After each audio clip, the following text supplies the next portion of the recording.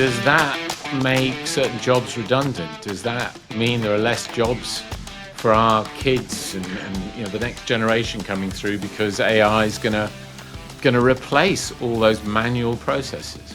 Oh, I wouldn't say that. I think humanity has to evolve, right? We can't say when we say, is it going to replace jobs for our children?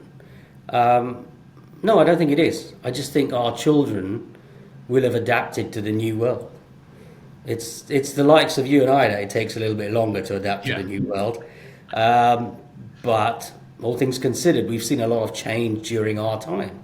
Our children, however, have been almost brought up in this new environment, Yeah.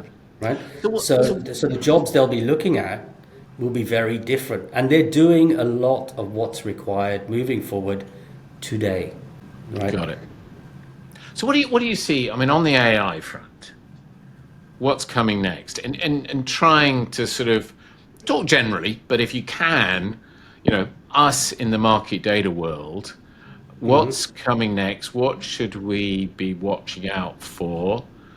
What should, well, maybe people like you and I, but definitely people more midway through their career, what should they be educating themselves, training themselves on? What advice would you I give? definitely think there's um, an opportunity for what we call a prompt engineer at this stage. All right, the better you are at creating prompts, um, I think there's definitely how do you interrogate that AI model to get the answers that we need, right? I think the ability and jobs out there for from a programmatic perspective of being able to build LLM models, large language models, or enhance them to do particular functions.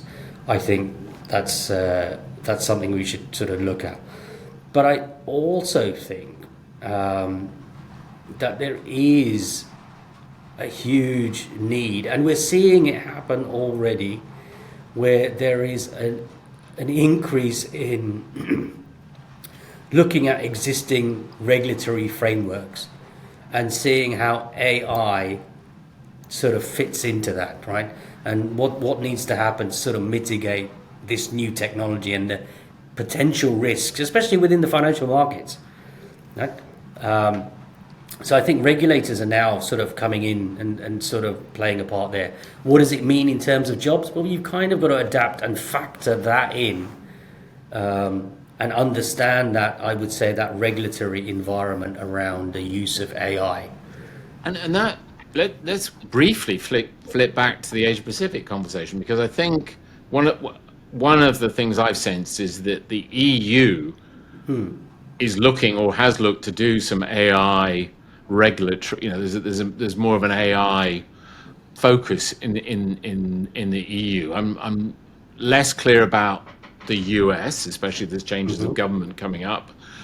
But what about Asia Pacific? I mean, is it the Monetary Authority of Singapore? I mean, does it sit in something like MAS, the Monetary Authority of Singapore, or is it higher up than that in the regulatory No, I framework? I think mean, where does it does, and all of the regulators have their own now specific groups aimed at tackling this. If we look at things like India, for instance, it's got its Aadhaar-linked identity verification systems, and that highlights the need for AI models to be tailored to meet specific regulatory frameworks, right?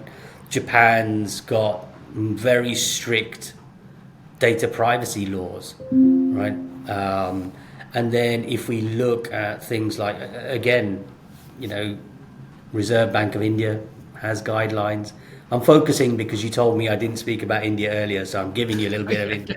I'm giving get a you a bit of little bit of India in India there? here now. Yeah, get some India in there. It's issued guidelines on responsible use of AI in financial services.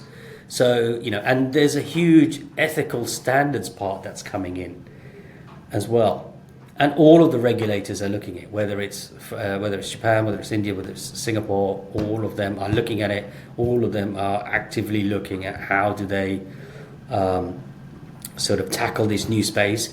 And each one has had a steering group set up with a number of banks, small, medium, and large organizations, as well as software houses, to start addressing what needs to be done for the financial markets, and looked at a phase 1 impact, a phase 2 impact, and a phase 3 impact.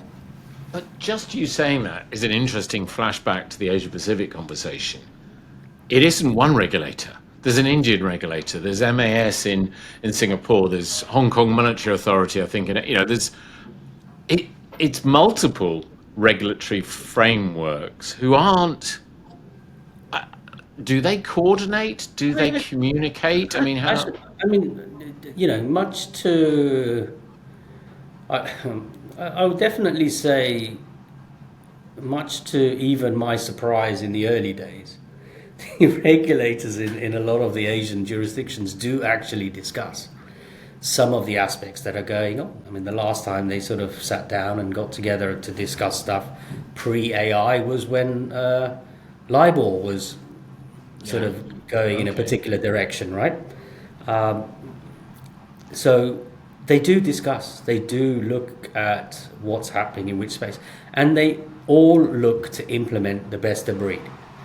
So I would say, is India implementing all of what Singapore's done within the AI regulatory space? I don't know. I don't think it is. But then again, vice versa, it isn't going the other way around. But what they are doing is saying, well, actually, David, you know what? We like that bit. We like that bit. That makes sense for us, and we like that bit. And we like that bit. Is that almost regulatory arbitrage? Does that go on? I think so. Gaming the system, trying to find a. I wouldn't say gaming, but I mean, none of them can put something in place where it becomes inherently impossible to continue to do business, right? And whether we look at it from a people perspective, or we look at it from a systematic perspective or an AI perspective, everyone still has to do business with everyone. And in today's world, it's much smaller than it was many, many moons ago, because everyone has access to digital infrastructure and communication.